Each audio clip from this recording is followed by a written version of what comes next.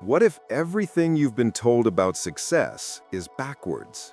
What if the path to freedom doesn't run through achievement, validation, or even happiness? That's not pessimism, that's ancient wisdom. The Stoics understood something we've forgotten. The true power doesn't come from controlling outcomes, it comes from surrendering the need to control them. Seneca watched friends betray him. Epictetus lived in chains. Marcus Aurelius buried his children. Yet these men found something most never do: peace in the storm, strength in suffering, freedom in acceptance. But here's what they never told you in school. Stoicism isn't about feeling nothing. It's about feeling everything and choosing your response anyway. It's about building a mind so disciplined, so fortified, that nothing external can shake what's internal. In this video, you're going to discover 7 brutal Stoic truths to master your destiny. Not your circumstances, not your feelings, your destiny. The part of life that belongs entirely to you. These aren't motivational platitudes. These are principles forged in fire, written by men who faced death, loss, and unimaginable hardship, and emerged stronger. By the end of this video, you'll have 7 weapons to cut through the noise, silence the chaos, and build a life of unshakable purpose. And listen carefully. Truth number 1 will contradict everything modern culture has taught you about yourself. But once you accept it, you'll never see struggle the same way again. Before we begin, here's your test. If you're ready to stop reacting and start responding, if you're ready to master what actually matters, drop this in the comments right now. I control my inner world. Let's see who understands what real power looks like. Because this isn't entertainment, this is Psyform, and this is where illusions come to shatter. Now, let's begin. Number 7, suffering is the curriculum. Epictetus wrote, "Difficulties are things that show a person what they are." He didn't say difficulties might teach you. He said they show you. Because the truth is already there. Hardship doesn't create your character. It reveals it. Think about that. Every challenge you face is not punishment. It's information. It's the universe holding up a mirror and saying, here's who you really are when the mask comes off. In ancient Greece, Epictetus was born into slavery. No choice, no freedom, no control over his body or his days. And yet, from that darkness came a philosophy so powerful it would influence emperors and shape civilizations. How? Because he understood what most refused to accept. That suffering is not the opposite of growth. It is the vehicle for it. Pain is not the enemy. Avoidance is. Now imagine this in your world. You lose the job. The relationship ends. The diagnosis comes. The money runs out. In that moment, most people ask, why me? The Stoic asks something different. What is this teaching me? What weakness is being exposed? What strength must I now develop? That shift, that single reframe changes everything. Because suddenly you're not a victim, you're a student, and life is not cruel, it's just rigorous. Today, we are taught to avoid suffering at all costs. Pop psychology tells us to eliminate stress, remove toxic people, create safe spaces. But the Stoic knows that a life without friction is a life without growth. Muscles don't grow in comfort, they grow under resistance. The same is true for your mind, your resilience, your character. If you run from every difficulty, you remain weak. But if you lean into hardship, if you study it, interrogate it, learn from it, you become something the world cannot break. Here's the truth most will never accept. Your suffering is not random. It is precisely calibrated to forge the person you need to become. The depth of your pain matches the height of your potential. The greater the struggle, the greater the strength available on the other side. But only if you stop resisting, only if you stop asking why, and start asking what now. So write this down. Suffering is not happening to me. It is happening for me. That is not optimism. That is realism. Because the Stoic doesn't deny pain. He uses it. He transforms it. He turns the very thing meant to destroy him into the foundation of his power. But prepare yourself, because what Marcus Aurelius discovered in number 6 will force you to question the one thing you think you control. And spoiler, you don't. Number 6, you don't own tomorrow. Marcus Aurelius, the most powerful man in the world, wrote, "You could leave life right now. Let that determine what you do and say and think." One sentence, infinite weight. Because Marcus understood what most spend a lifetime avoiding, that death is not far off. It is always here, waiting, patient, certain.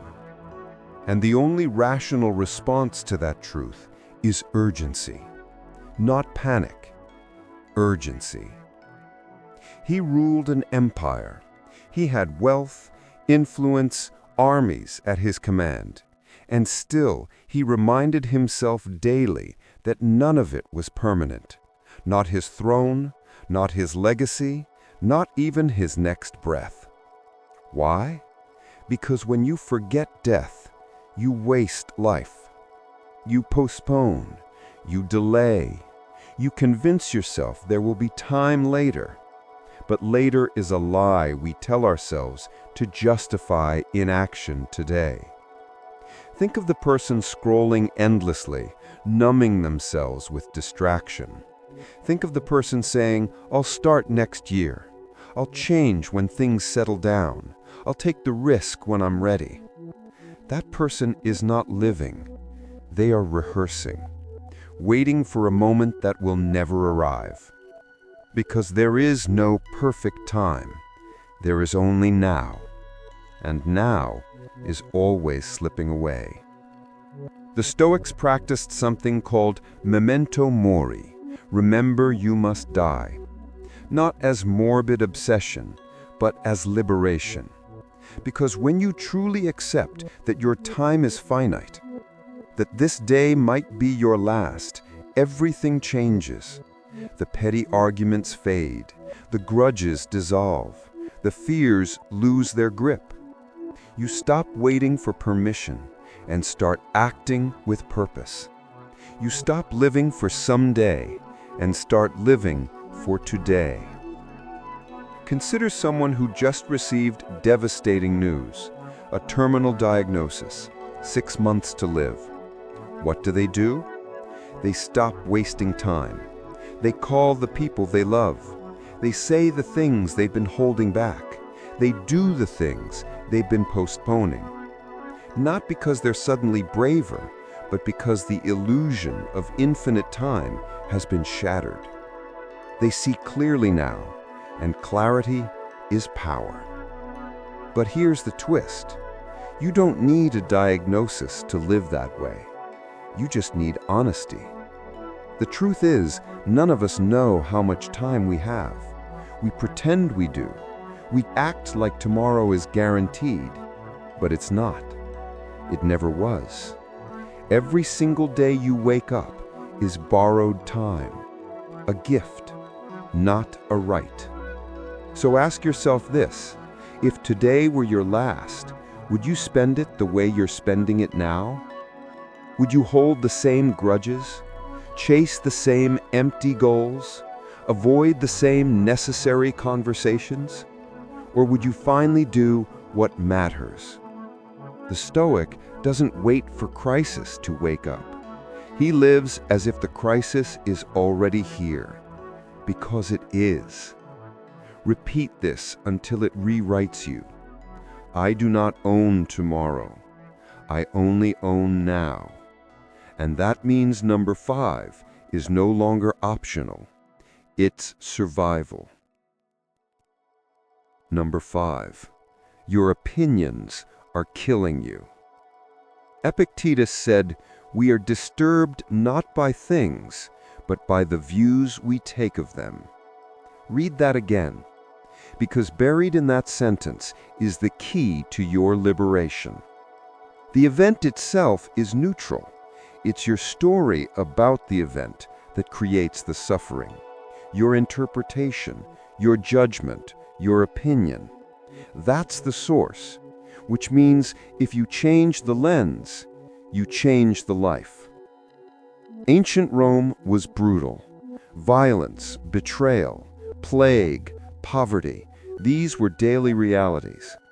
And yet, within that chaos, the Stoics found peace.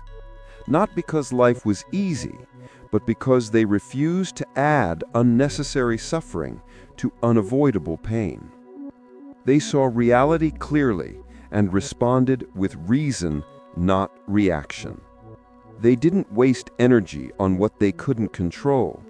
They saved it for what they could, their thoughts.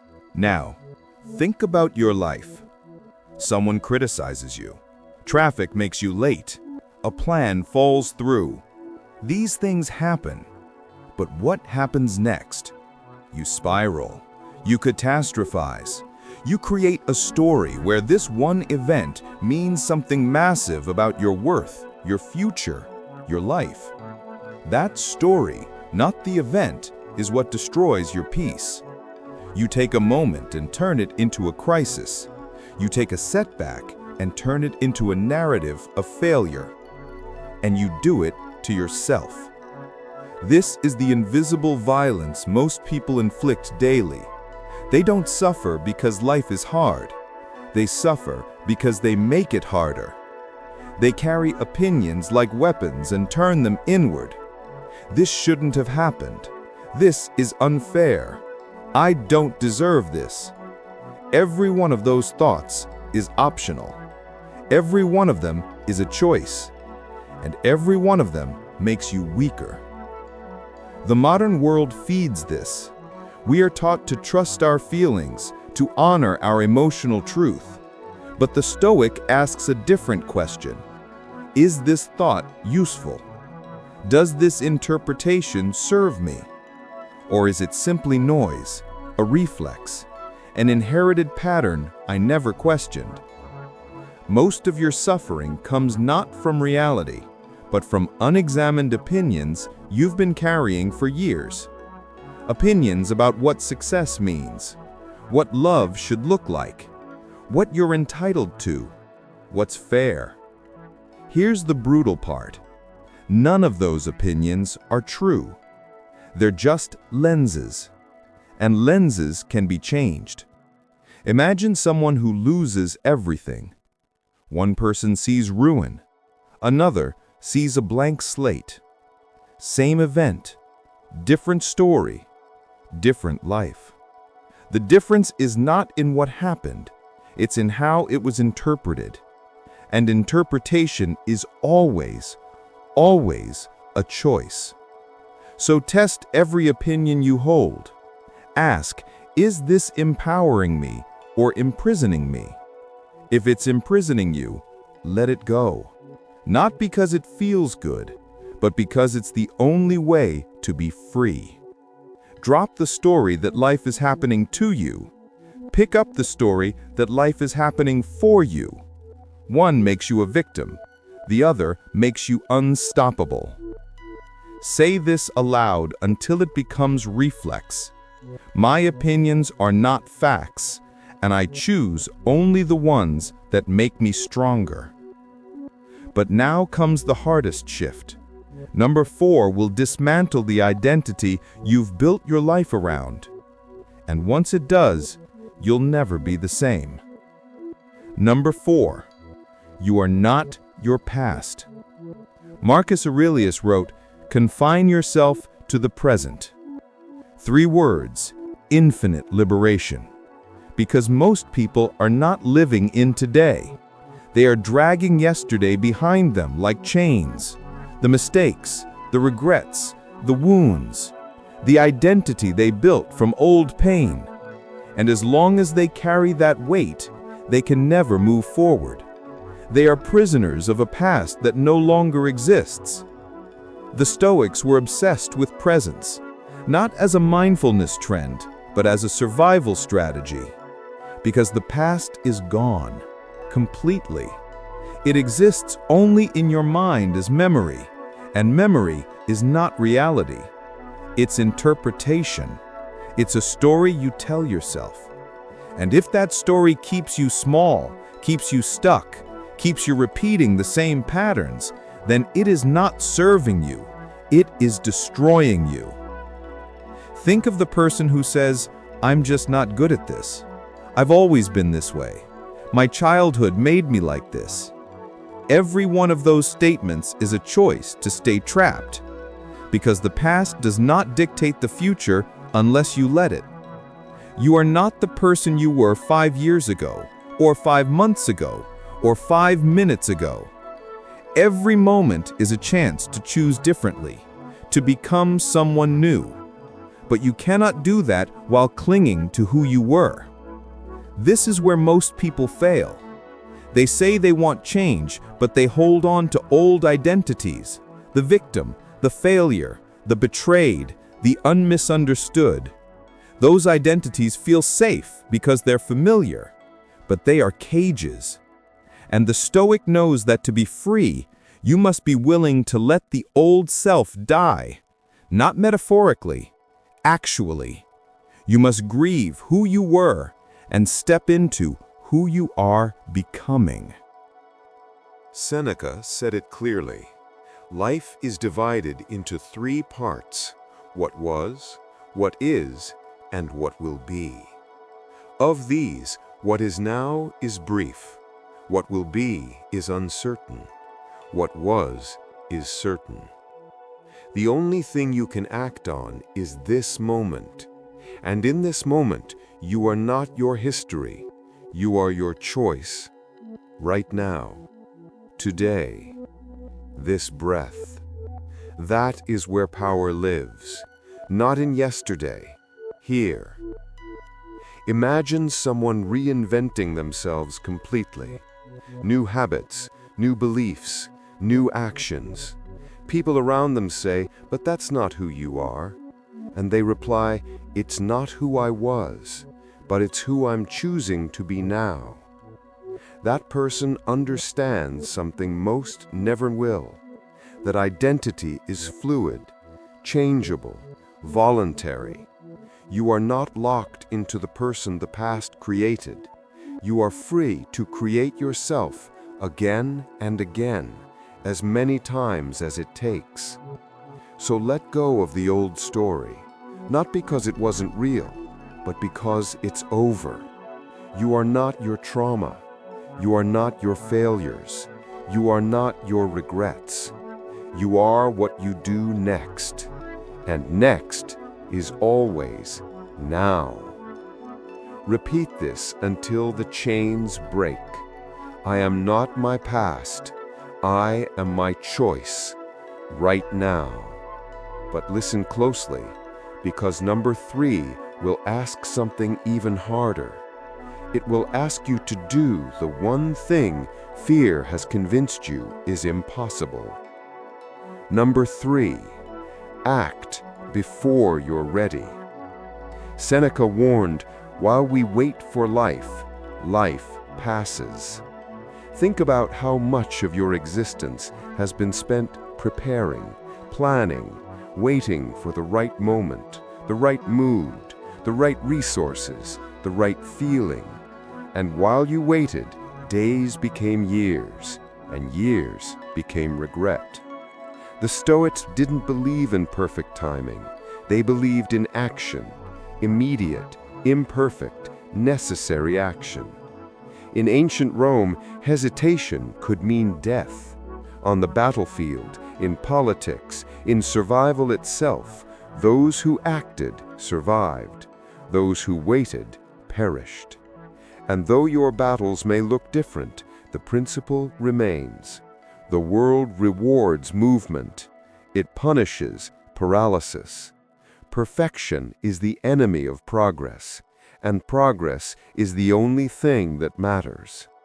Now, Think about the goal you've been avoiding, the conversation, the project, the change. You tell yourself you're not ready yet. You need more time, more knowledge, more confidence. But here's the truth.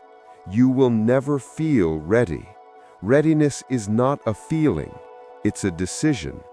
And the decision must come first. The confidence follows action, not the other way around. This is where most people get stuck. They wait to feel brave before they act. But bravery is not the absence of fear. It's action in the presence of fear. The Stoic doesn't wait for fear to pass. He acts anyway. He knows that courage is built, not found, and it's built one uncomfortable step at a time. Consider the person who finally starts. The business, the book, the healing. They don't have it figured out. They're terrified, uncertain, unprepared, but they move anyway. And something miraculous happens. The path reveals itself, not before they step, after. Because clarity comes through action, not contemplation. The modern world teaches the opposite. It says, get ready first, study more, plan more, wait until you're sure. But that's a trap, because certainty is an illusion. You can spend a lifetime preparing and still never feel ready. Or you can start messy, stumble forward, and discover that the doing itself is what prepares you. Here's the shift. Stop asking, am I ready? Start asking, what's the smallest step I can take right now? Because you don't need to see the whole staircase. You just need to take the first step, then the next, then the next. That's how mountains are climbed. That's how lives are changed. Not in one heroic leap, but in 1,000 small acts of courage. So say this out loud. I act now, not when I am ready, now. Because number 2 will reveal why waiting has cost you more than you know, and why the life you want is not ahead of you, it's inside you. Number 2, you already have everything you need. Marcus Aurelius, surrounded by wealth and power, wrote, "Very little is needed to make a happy life. It is all within yourself, in your way of thinking."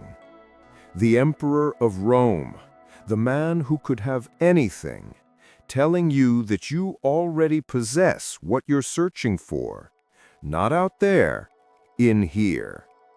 That is the most liberating and most terrifying truth of Stoicism. We are conditioned to believe happiness is conditional. I'll be happy when I get the promotion, when I find the relationship, when I achieve the goal. But the Stoic knows this is a lie, a trap, because external conditions are always shifting. If your peace depends on them, your peace is never secure.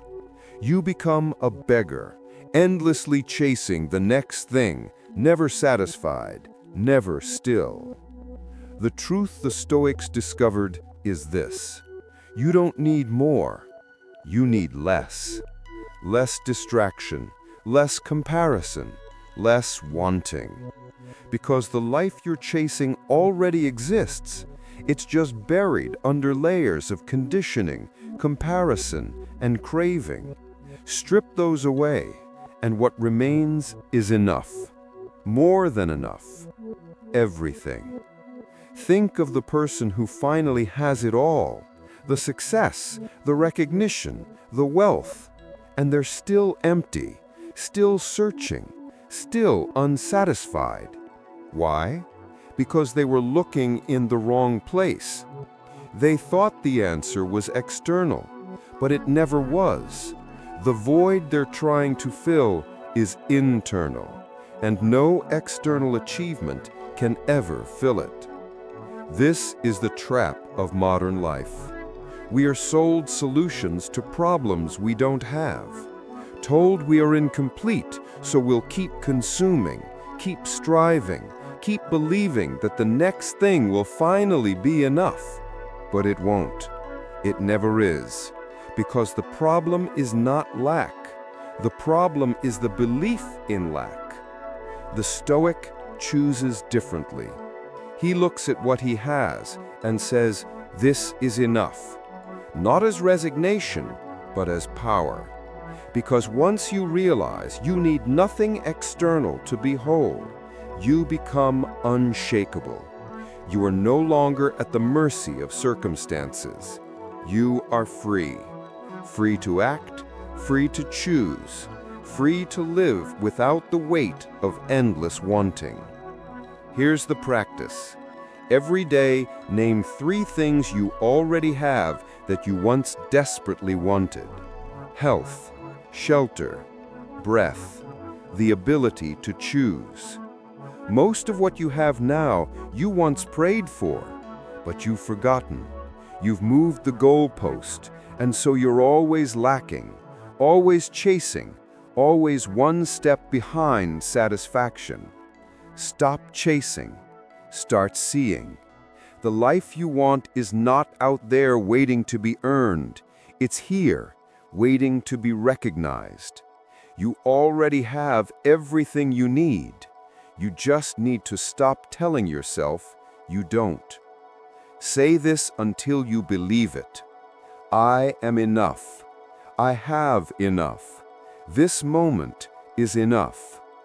And now, we arrive at the final truth. Number 1, the one that ties everything together, the one that will either set you free or leave you exactly where you are. Number 1, freedom is internal. Epictetus, born a slave, declared, "No one can hurt you without your consent." Think about that. A man in chains telling you that you are free. How? Because he understood the one freedom no one can take. The freedom to choose your response, your interpretation, your inner state. That is the ultimate Stoic truth, that external freedom means nothing without internal sovereignty. You can have all the wealth, all the status, all the power in the world, and still be enslaved. Enslaved by fear, by desire, by the need for approval, by the opinions of others. That is not freedom. That is a golden cage.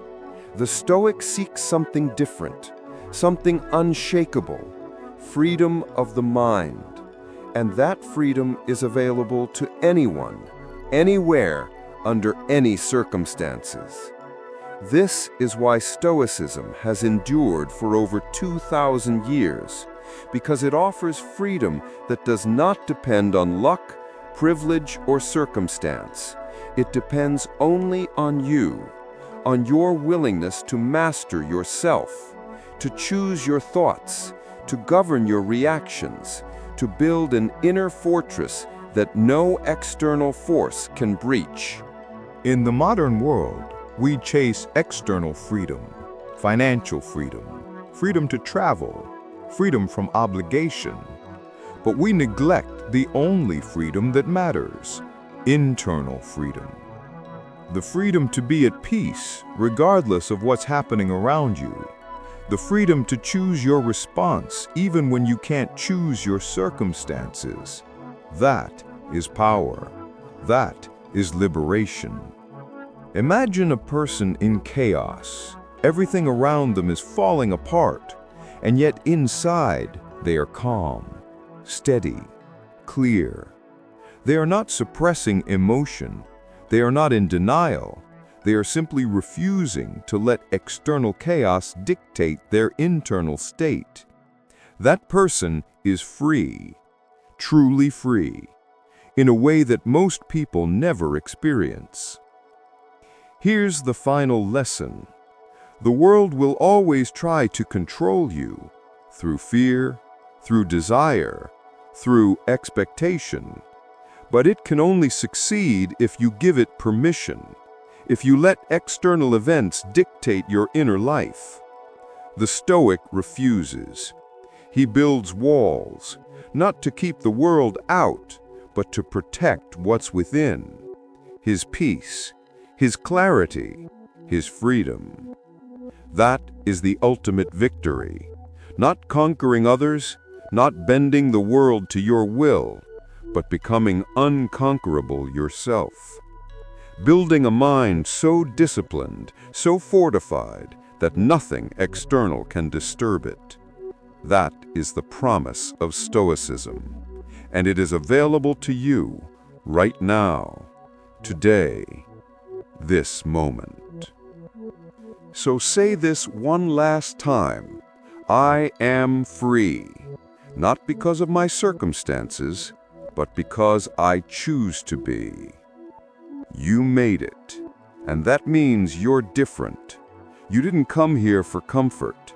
You came here for truth, and truth is never easy, but it is always liberating. Let's go back. 7 truths, 7 keys to mastering your destiny. Number 7 reminded you that suffering is the curriculum. Number 6 taught you that tomorrow is not promised. Number 5 revealed that your opinions, not your circumstances, are the source of your pain. Number 4 freed you from the prison of your past. Number 3 demanded that you act before you're ready. Number 2 showed you that you already have everything you need. And number 1 gave you the ultimate freedom, the freedom to choose your inner state regardless of outer chaos. 7 truths, 1 life, 1 choice.